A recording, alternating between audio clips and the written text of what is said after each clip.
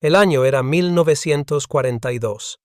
En el vasto territorio de los Estados Unidos, el sonido del progreso industrial no era un rumor lejano, sino un rugido constante, un latido metálico que mantenía viva la esperanza de victoria en una guerra que consumía al mundo. Las fábricas trabajaban sin descanso, transformando el silencio de las noches en un sinfín de martilleos, chispas y vapor. En Burbank, California, el cielo se teñía de un resplandor naranja que no provenía del sol, sino de las fundiciones y talleres de la Lockheed Aircraft Corporation. Allí, entre los hornos y los martillos neumáticos, hombres y mujeres entregaban su juventud al esfuerzo de guerra. Cada remache era un latido, cada chispa una promesa. Antes de continuar, cuéntanos desde dónde nos estás viendo.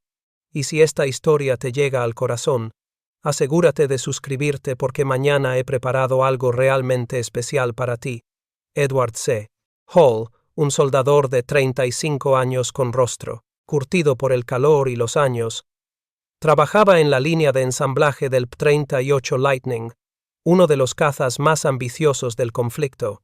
Había llegado a Lockheed en los años 30, cuando la compañía aún fabricaba aviones civiles. Pero ahora, en plena guerra, el gobierno había transformado la fábrica en un frente más, donde cada minuto contaba tanto como una batalla.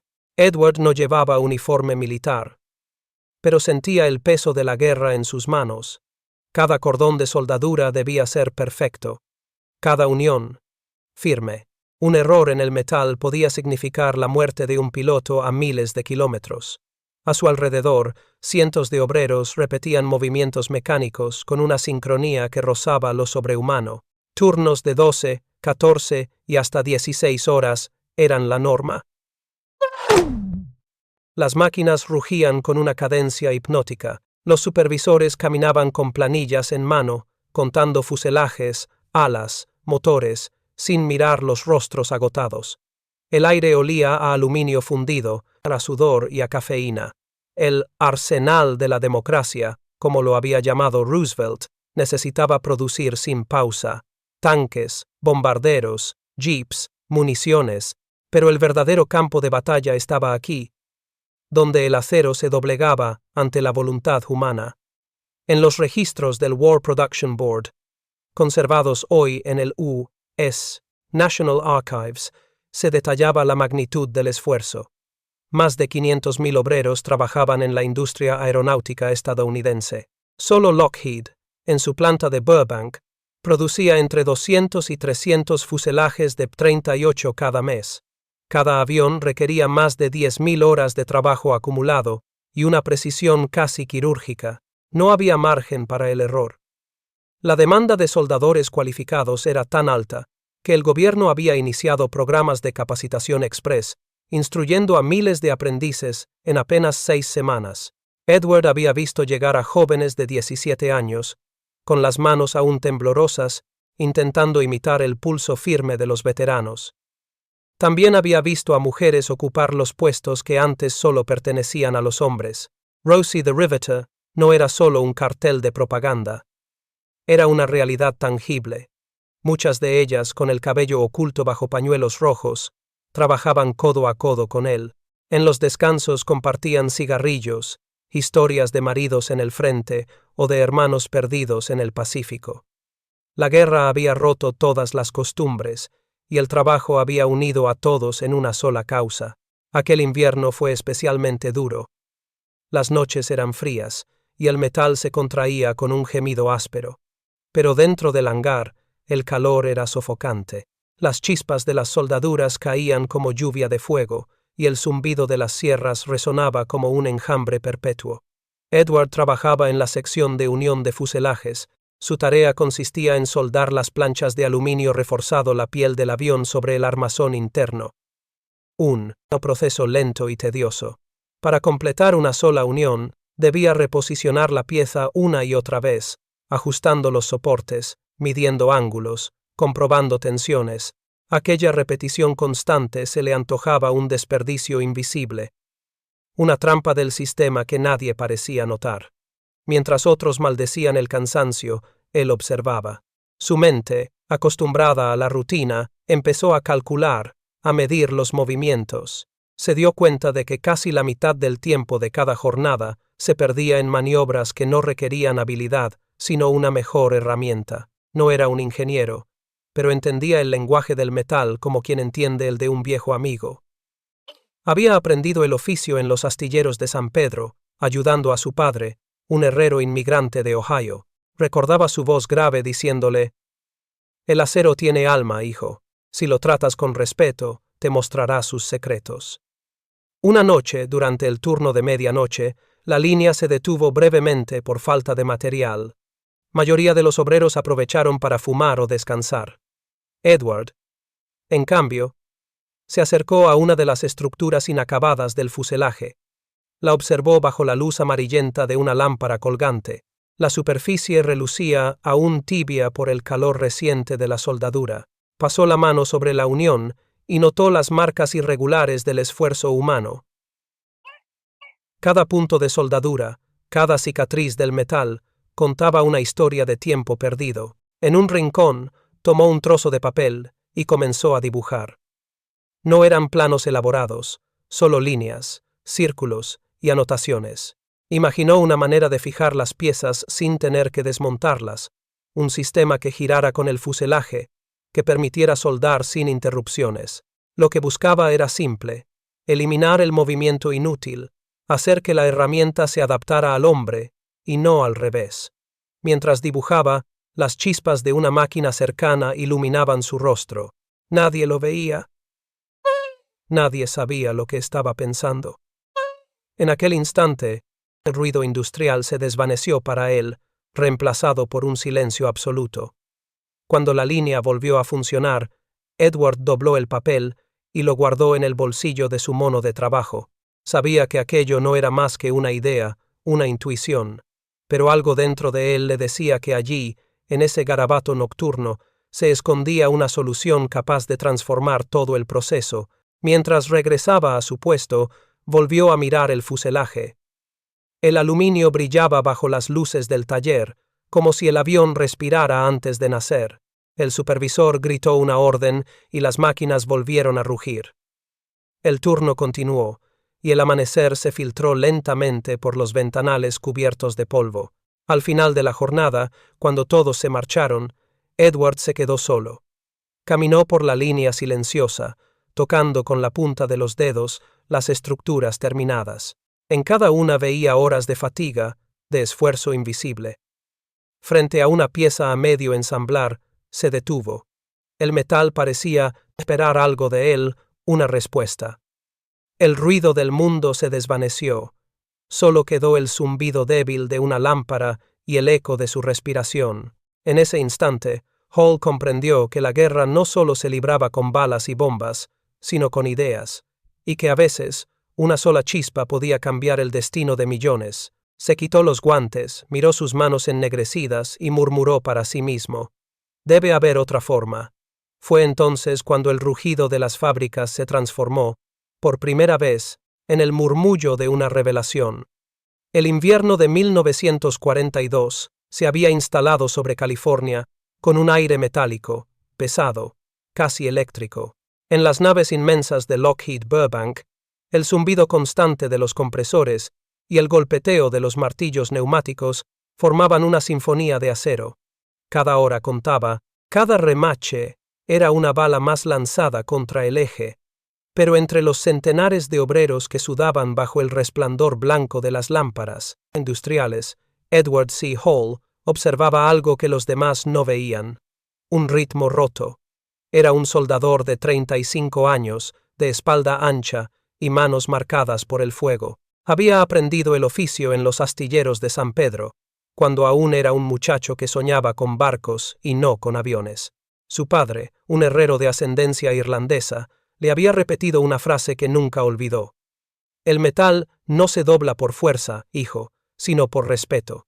Quizás por eso, mientras sus compañeros se limitaban a seguir las órdenes, Hall no podía dejar de mirar las juntas, las costuras, los puntos de unión donde la máquina parecía resistirse al hombre, Los informes del War Production Board llegaban cada semana con cifras escalofriantes. En los primeros meses de 1942, la producción mensual del P-38 Lightning apenas alcanzaba 150 unidades, muy por debajo de las 200 que el alto mando había exigido. Cada fuselaje requería más de 3.000 horas de trabajo, y el cuello de botella era siempre el mismo, la unión de los paneles metálicos que formaban el esqueleto del avión. El procedimiento estándar exigía doble remachado después de cada soldadura, una práctica heredada de los tiempos de los bombarderos B-17. El resultado era sólido, sí, pero lento, dolorosamente lento. Hall comenzó a llevar un pequeño cuaderno de notas dentro de su overol azul. Allí registraba cada detalle que le llamaba la atención: tiempos de espera, repeticiones innecesarias, movimientos redundantes. Con un lápiz gastado por la grasa, escribió una cifra que lo obsesionó durante días: 40%. Ese era el porcentaje exacto de tiempo que se perdía, no por falta de habilidad, sino por tener que reposicionar las piezas entre cada punto de soldadura. Una eternidad industrial escondida entre segundos. Aquel descubrimiento no vino de un laboratorio, sino de una observación silenciosa. Hall se detenía al final de cada turno, cuando el taller se vaciaba y las chispas se extinguían, para contemplar la estructura desnuda de un fuselaje. Era una figura casi orgánica, un cuerpo de aluminio que parecía respirar. Él imaginaba las manos de decenas de hombres girando, ajustando, encajando placas una y otra vez, como si bailaran un ritual ineficaz. Y en ese espectáculo repetitivo comprendió algo. El error no estaba en el material, sino en el método. Su experiencia en los astilleros le había enseñado que el acero respondía a la temperatura, al ritmo y al ángulo. En el mar, una soldadura mal hecha podía costar un barco entero, en el aire podía costar una tripulación, pero en la fábrica ese mismo error invisible costaba miles de horas. Hall comenzó a trazar líneas en el reverso de los manuales de procedimiento, redibujó el esquema de una unión del P-38 y propuso un cambio mínimo: modificar la orientación del soporte de montaje y fijar el fuselaje sobre una plataforma giratoria. Así, el soldador no tendría que moverse, sería el avión quien giraría ante él.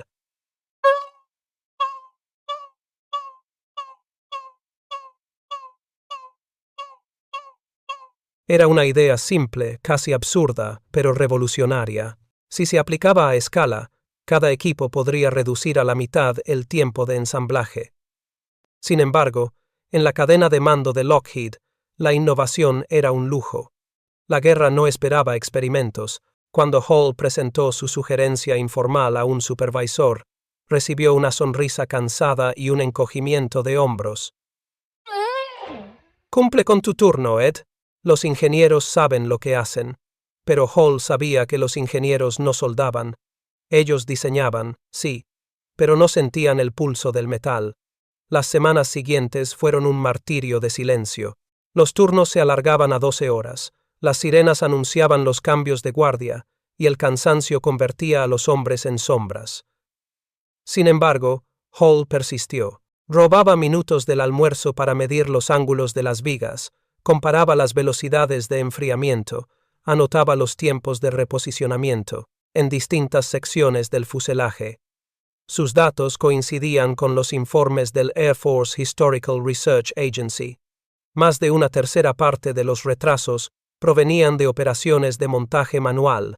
El soldador comenzó entonces a construir un modelo a escala con piezas descartadas.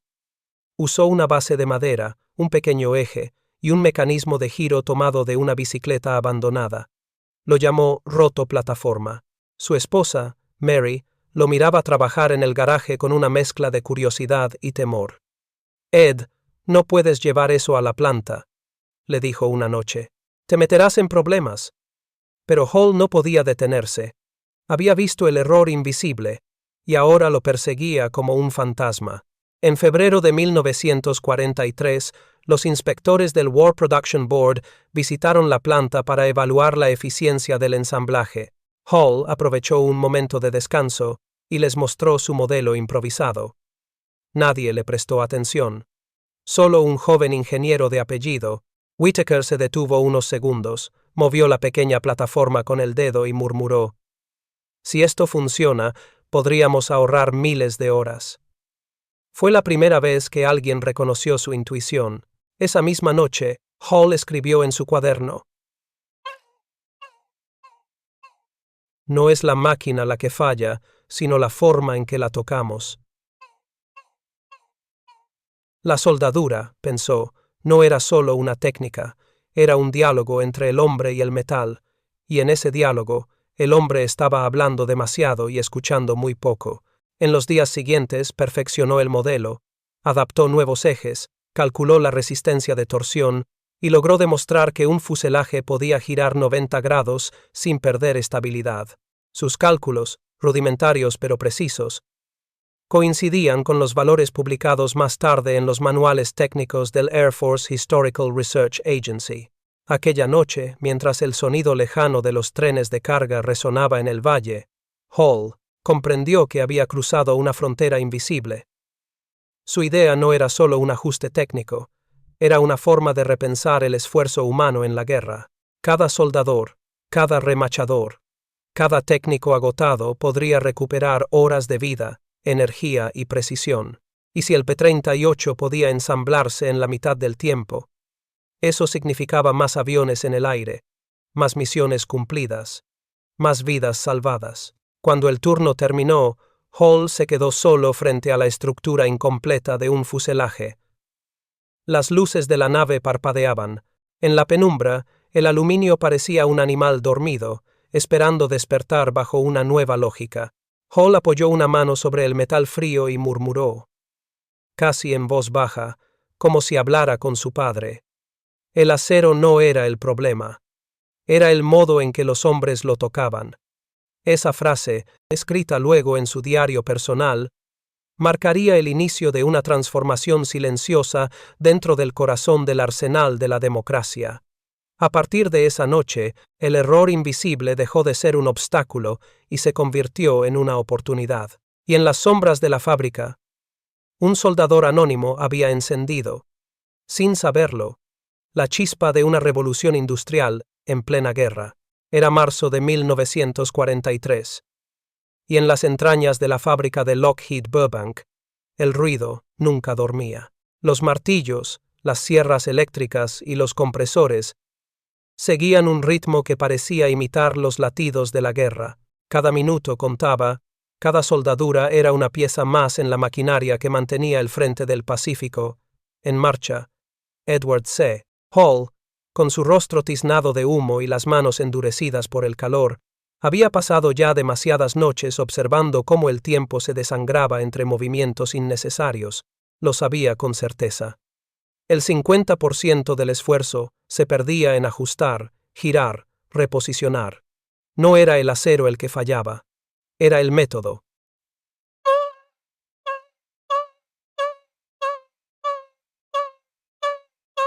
Esa noche, cuando el reloj marcaba las 11, el taller se fue vaciando.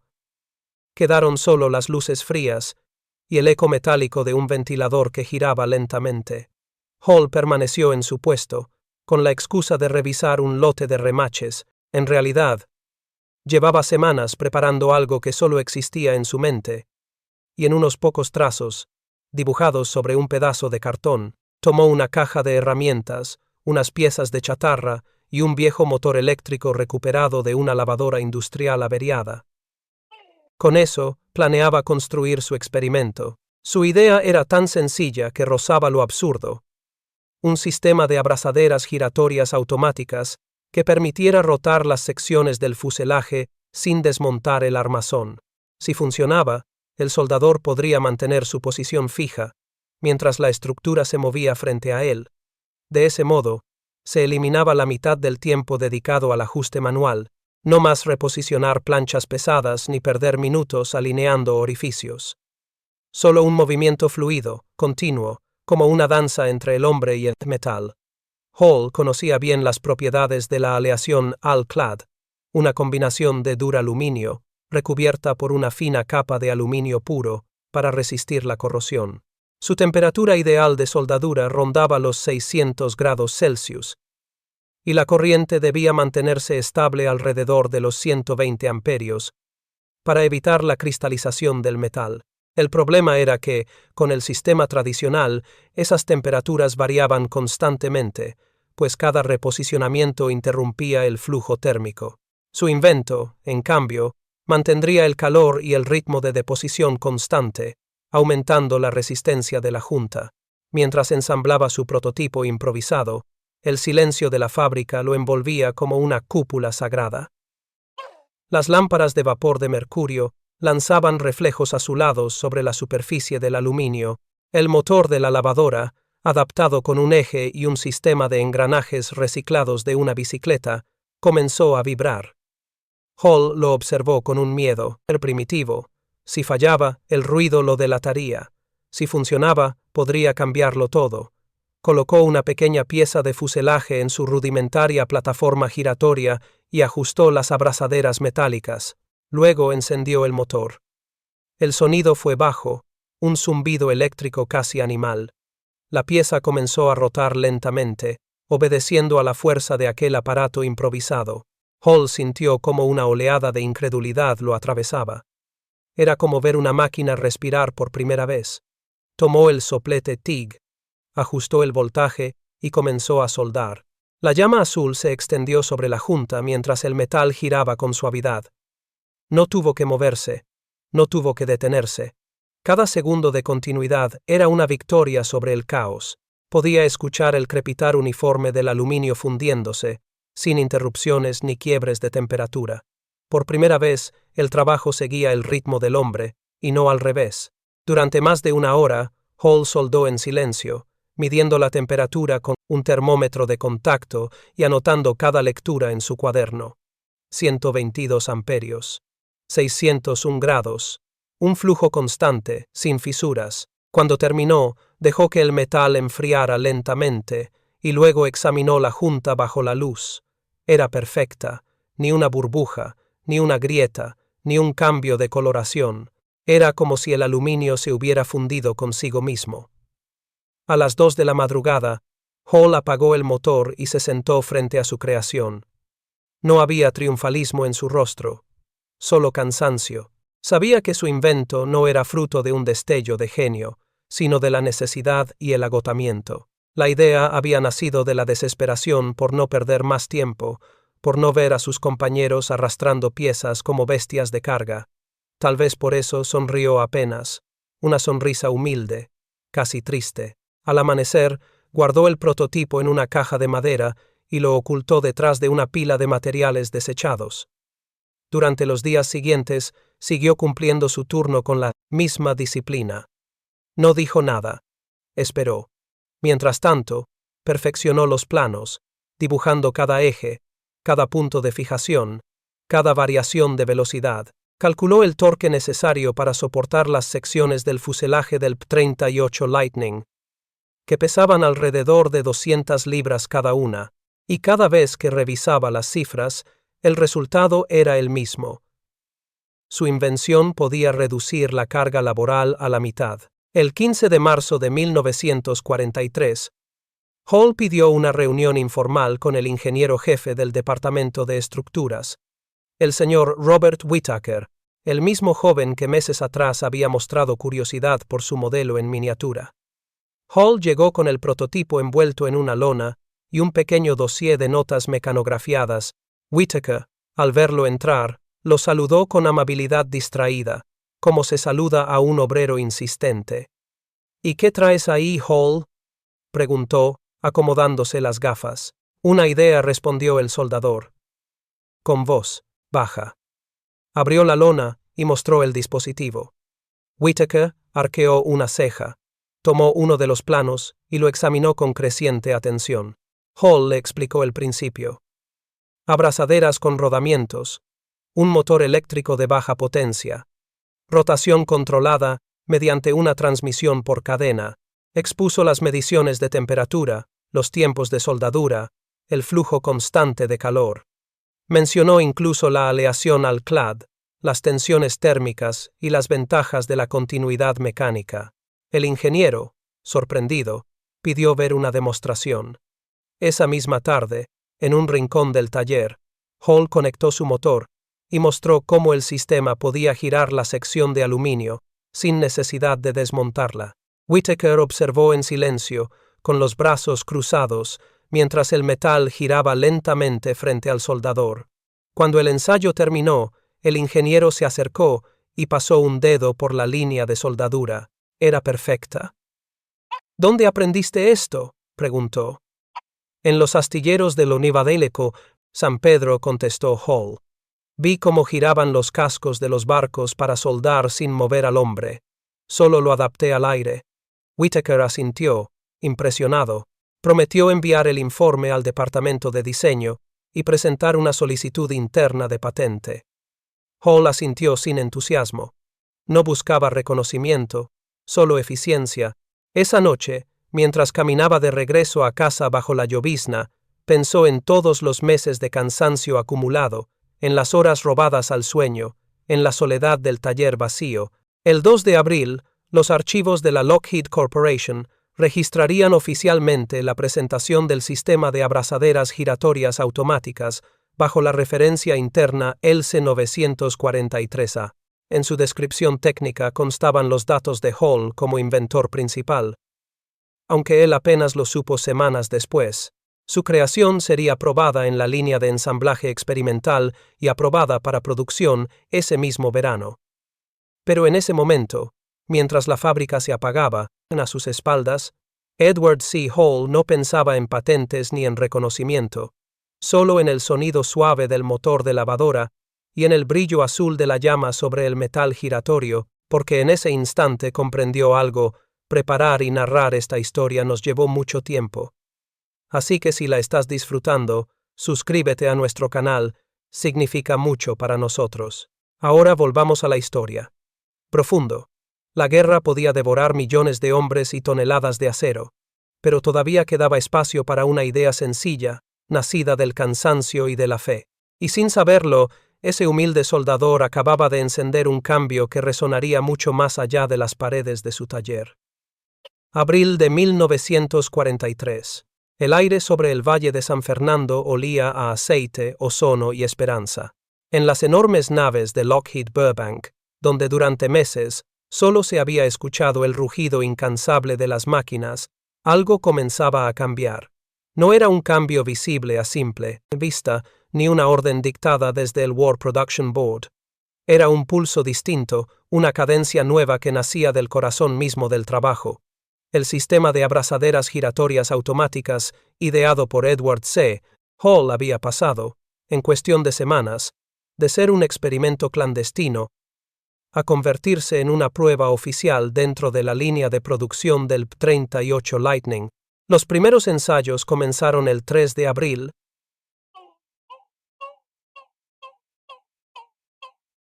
Bajo la supervisión del ingeniero jefe Robert Whittaker y dos técnicos del Departamento de Control de Calidad.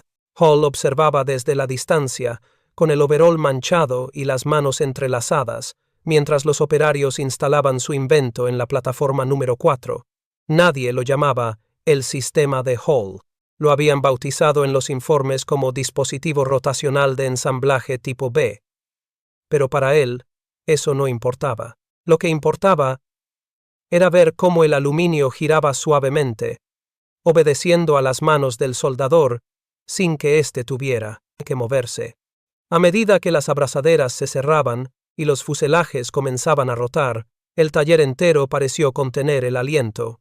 Luego, el sonido familiar del soplete rompió el silencio. Una llama azul, precisa, siguió la línea de unión con una fluidez que hasta entonces había sido imposible. Los hombres se miraban entre sí, sin palabras, sorprendidos por la velocidad con la que la soldadura avanzaba. El primer fuselaje se completó en casi la mitad del tiempo habitual. Las cronometradoras, con sus tablillas en mano, registraban los minutos con una mezcla de incredulidad y emoción. En los días siguientes, los resultados fueron verificados por los inspectores del War Production Board. Los informes conservados hoy en los archivos nacionales de Estados Unidos, bajo la referencia WPB, Prod. APR 43, documentan con precisión el impacto, una reducción del 47% en horas hombre por fuselaje y un ahorro del 32% en consumo de electrodos. Las cifras parecían imposibles, y sin embargo estaban allí, impresas en tinta negra sobre papel amarillento. Aquello que había nacido del cansancio de un solo soldador estaba reescribiendo la lógica entera del arsenal de la democracia. El Smithsonian Air and Space Museum conserva hoy una copia de esos memorandos. En uno de ellos, fechado el 19 de abril, se puede leer una nota manuscrita atribuida al propio Whittaker. La implementación del dispositivo rotacional ha generado un efecto moral inesperado. Los hombres trabajan con entusiasmo renovado. La fatiga parece menor. Incluso el ruido del taller suena diferente. Y era cierto. La fábrica ya no respiraba con el jadeo agotado de antes. Había un nuevo ritmo, una sincronía entre hombre y máquina. Los turnos de noche, antaño interminables, ahora pasaban con una sensación de propósito. El sonido del giro de los fuselajes y el chisporroteo constante de la soldadura componían una melodía que algunos trabajadores comenzaron a llamar la música de Hall, aunque pocos sabían realmente quién era el hombre detrás de la idea. Entre ellos estaba Sam O'Connor, un joven de 22 años que había llegado de Oklahoma en busca de empleo. En su diario, conservado décadas después por el National WWE Museum, escribió: «Nunca había visto algo así. El fuselaje gira, nosotros soldamos, y el tiempo vuela. No siento los hombros rotos ni la espalda partida. Es como si el avión quisiera ayudarnos a construirlo». Esas palabras, sencillas pero sinceras, resumían la sensación colectiva de descubrimiento. Por primera vez, el trabajo pesado de la guerra no se sentía como una condena, sino como una tarea compartida con la propia materia. El sistema de Hall no solo mejoró la eficiencia, transformó la manera en que los hombres miraban su oficio. Los supervisores, acostumbrados a gritar órdenes sobre el ruido, comenzaron a caminar entre los puestos con una actitud diferente.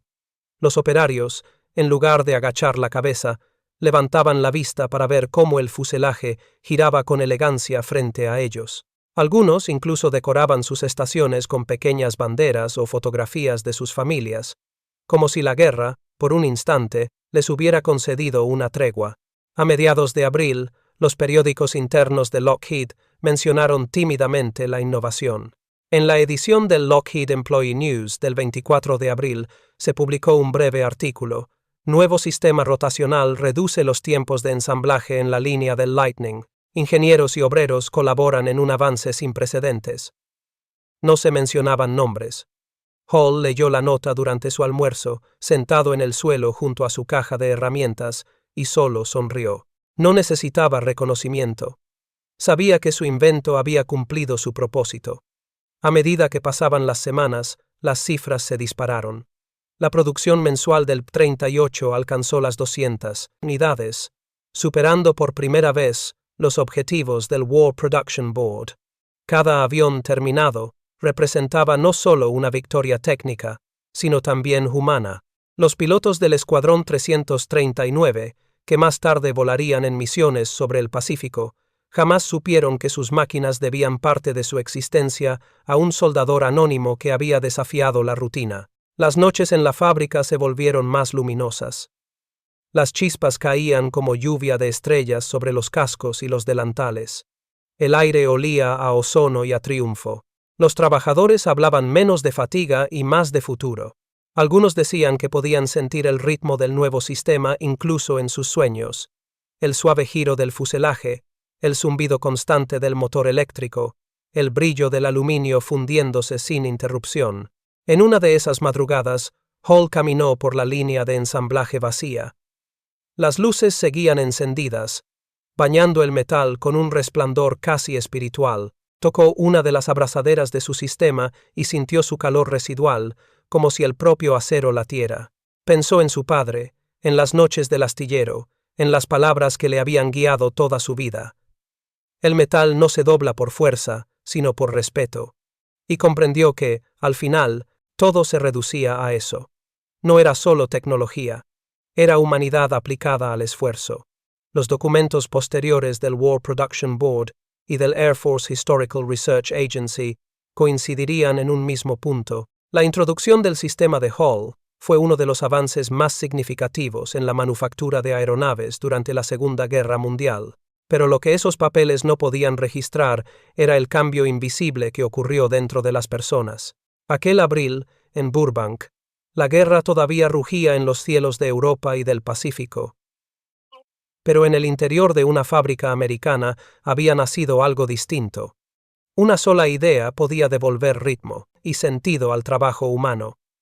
Cuando los primeros rayos del sol se filtraron por los ventanales, el turno nocturno terminó. Los obreros, cubiertos de polvo y sudor, se detuvieron unos segundos antes de marcharse. Miraron los fuselajes alineados, listos para volar. Y por un momento, el reflejo de las chispas danzantes se proyectó en sus ojos. Brillaban, no solo por el metal, sino por algo más grande.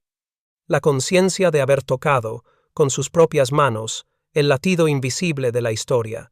En la primavera de 1943, mientras los titulares del Los Angeles Times gritaban sobre las victorias en Guadalcanal y las ofensivas en Túnez, en Burbank una guerra distinta rugía bajo los techos de acero de las fábricas de Lockheed.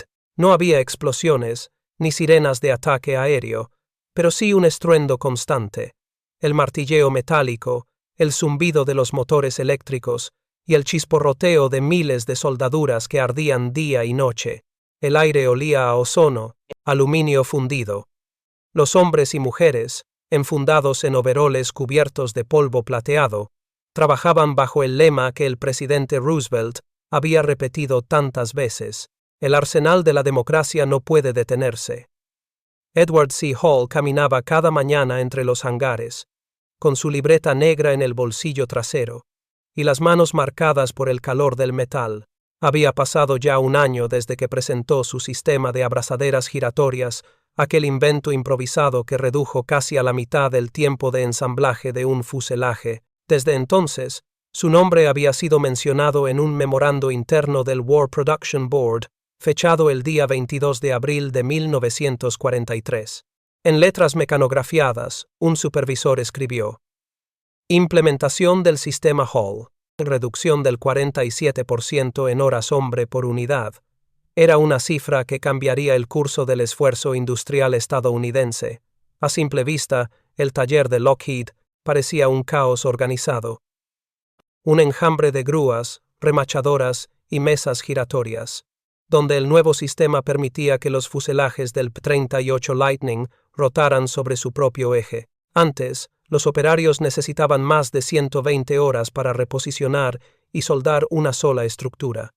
Ahora, lo hacían en poco más de 60. Los electrodos duraban más, el desperdicio de metal se reducía un tercio, y el ruido constante de los martillos había sido reemplazado por un ritmo más fluido, casi musical. Los documentos del U.S. Strategic Bombing Survey lo confirmarían 2 años más tarde. La guerra no se ganó solo en los cielos, sino en las fábricas. Cada segundo ahorrado en Burbank equivalía a más cazas disponibles para el frente del Pacífico. Cada fuselaje completado antes de tiempo podía significar un piloto menos perdido en combate. En las estadísticas frías de Washington, el nombre de Hall apenas aparecía, pero entre los soldadores se había convertido en una leyenda silenciosa. El hombre que había hecho que las máquinas trabajaran con el ritmo de los hombres, y no al revés. Mientras tanto, en el otro extremo del mundo, el mar de las Islas Salomón hervía de conflicto. El general Douglas MacArthur dirigía la contraofensiva desde Port Moresby, y los escuadrones del Quinto Ejército Aéreo dependían de los cazas P-38 Lightning para mantener la superioridad aérea. Uno de esos aviones, ensamblado en Lockheed apenas 2 meses antes, llevaba en sus costillas metálicas el sello del sistema Hall. Su número de serie, 43-22655, figuraría después en los registros del Air Force Historical Research Agency. Ese avión, bautizado por su piloto como Miss Virginia, sería el que volaría la misión más audaz del Teatro del Pacífico, la Operación Vengeance. El día 18 de abril de 1943, 18 cazas P-38 despegaron desde Guadalcanal en una misión secreta. Su objetivo, interceptar al almirante Isoroku Yamamoto, el cerebro detrás del ataque a Pearl Harbor.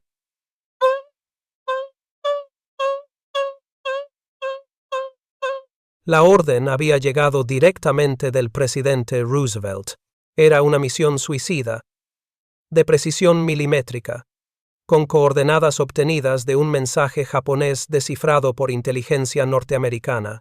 Entre los pilotos estaba el mayor John Mitchell, y bajo su ala volaba el teniente Rex Barber. Ninguno de ellos conocía el nombre de Edward Hall, pero el fuselaje que les protegía, el equilibrio perfecto entre peso y resistencia, había sido posible gracias a aquel sistema nacido del cansancio y la imaginación en una noche solitaria de marzo. En los archivos del National Archives and Records Administration, una copia del informe posterior a la operación describe el ataque con precisión quirúrgica.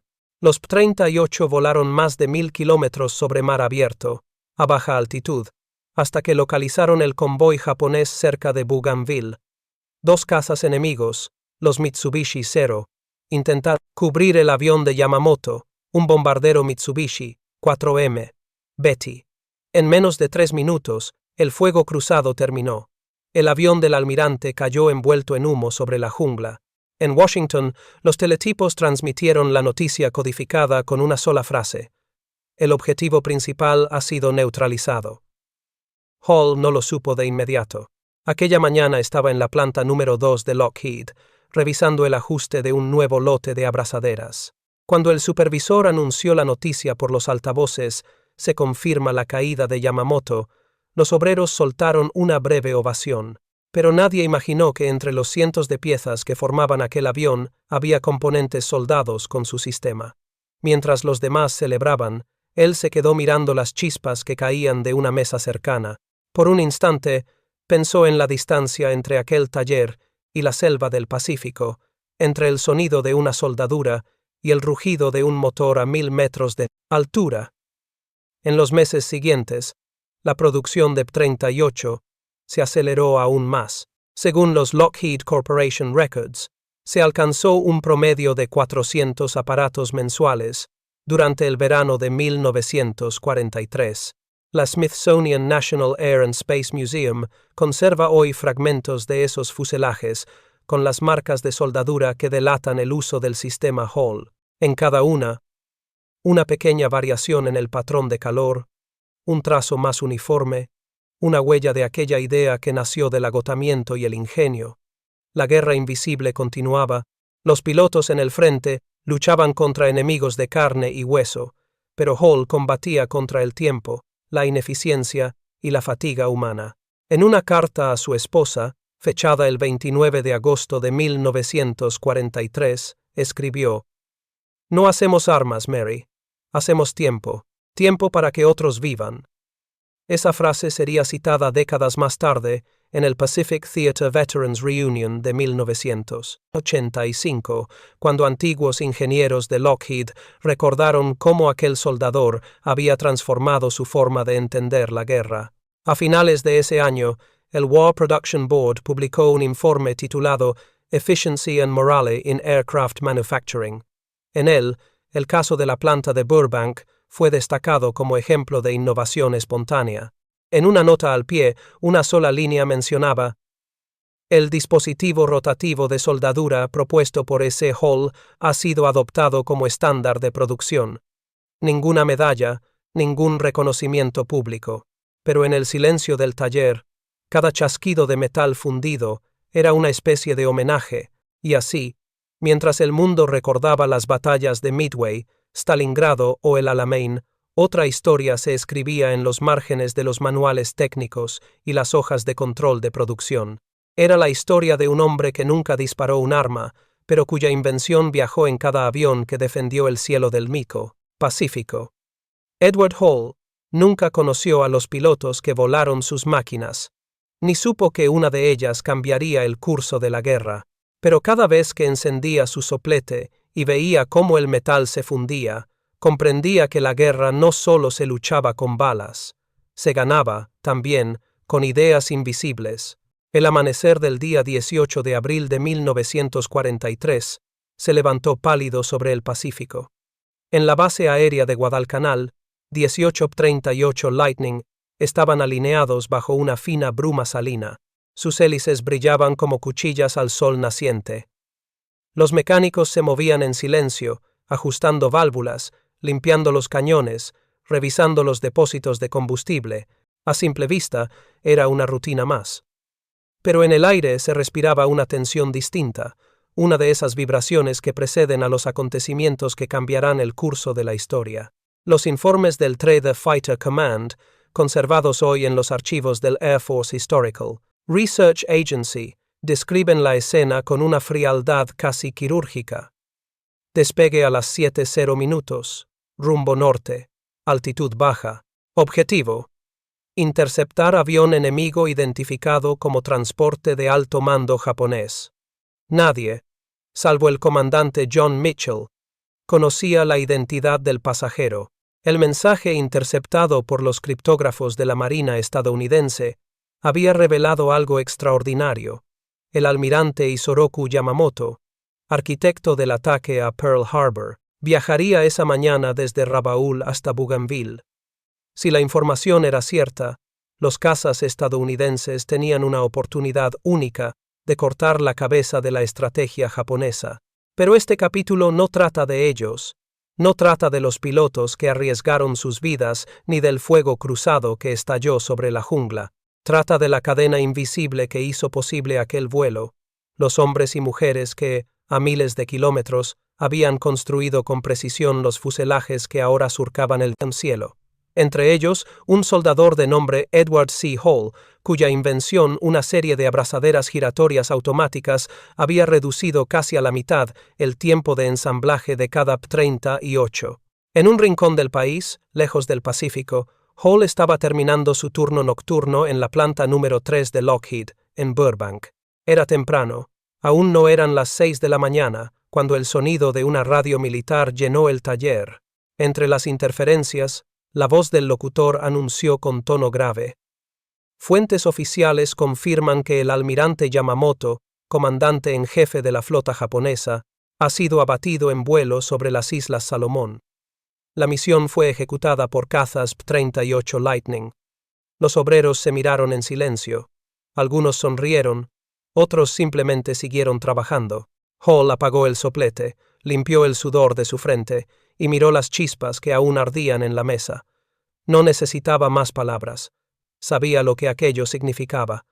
Cada remache, cada soldadura, cada hora de fatiga acumulada en aquel taller había contribuido, de algún modo, a ese instante en el que el avión de Yamamoto se partió en dos sobre la selva. La historia no recordaría su nombre, ni las manos que moldearon el metal. Pero él comprendía la línea invisible que unía su taller con el rugido de los motores sobre el océano. Los informes japoneses capturados, traducidos después por la Allied Translator and Interpreter Section, confirmaron los hechos. A las 9:30 minutos, el avión del almirante fue atacado por cazas enemigos. Impactos múltiples, destrucción total. No hubo supervivientes. En un párrafo final, el cronista japonés escribió una frase que, sin saberlo, parecía dirigida al propio Hall. El enemigo nos supera no solo en número, sino en la rapidez con que reconstruye su acero. Esa rapidez, esa eficiencia que había transformado el esfuerzo bélico norteamericano, tenía raíces en ideas pequeñas, casi invisibles. La soldadura automática de Hall había permitido ensamblar más fuselajes con menos personal y en menos tiempo. Según los registros del War Production Board, para mayo de 1943 la producción mensual de P-38 había aumentado un 35% respecto al año anterior. En la práctica, aquello significaba decenas de cazas adicionales cada mes. Aviones que volarían misiones en Nueva Guinea, en las Islas Gilbert, en Saipán y más tarde en Filipinas. Los Japanese War Diaries, recuperados tras la guerra, muestran la desesperación del alto mando enemigo ante el flujo inagotable de aparatos estadounidenses. En una entrada fechada el día 27 de junio de 1943, un oficial anotó: «Nuestros informes indican que el enemigo produce cazas más rápido de lo que podemos derribarlos. Cada semana llegan más. Es como si su industria respirara con el pulso de 1000 corazones. Ninguno de ellos sabía que ese pulso tenía nombre y apellido. Escondido entre los humos de una fábrica californiana, el 13 Fighter Command, en su informe posterior a la Operación Vengeance, describió los resultados con precisión militar: misión cumplida, pérdidas mínimas, objetivo eliminado.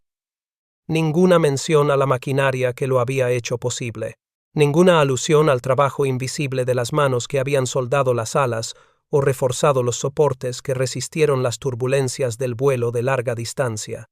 Pero sin esas soldaduras, sin ese equilibrio exacto de peso y resistencia logrado por el sistema de Hall, el P-38 no habría podido mantener la altitud durante las más de 1000 millas que separaban Guadalcanal de Bougainville. Hall, sin embargo, no pensaba en eso. Esa tarde, al salir de la planta, se detuvo frente al portón principal. Miró el cartel con el logotipo de Lockheed y el lema Victory Through Production. Encendió un cigarrillo y observó cómo las grúas giraban lentamente al aral. Atardecer. Había en el aire un silencio extraño, un cansancio distinto al de los días anteriores. La noticia seguía resonando en su mente. Yamamoto ha muerto. No lo celebró. No sonrió. Solo pensó en la paradoja de haber contribuido a algo tan grande sin haber salido jamás de su país. Los días siguientes trajeron un reconocimiento silencioso. Los supervisores de la planta mencionaron, en voz baja, que el nuevo ritmo de producción había hecho posible cumplir con los pedidos del Comando del Pacífico. En los pasillos los obreros decían: «Nuestros aviones están allá, haciendo historia». Hall escuchaba sin decir palabra. Sabía que su invento había cambiado el modo en que se construían los fuselajes, pero también comprendía que el mundo nunca sabría su nombre. Los héroes del aire tendrían medallas. Él tendría silencio. Décadas más tarde, en los archivos de la National WWEE Museum Archives, un investigador hallaría una nota mecanografiada, con fecha de abril de 1943. Implementación del sistema de soldadura rotativa Hall en todas las plantas secundarias. Incremento previsto de eficiencia del 40%. Ninguna firma, ninguna foto. Solo una evidencia más de cómo la historia se construye con piezas anónimas. Esa noche, al regresar a su pequeño apartamento en Glendale, Hall encendió la radio otra vez. La emisora transmitía un boletín de guerra seguido por música orquestal. Se sirvió una taza de café y se sentó junto a la ventana.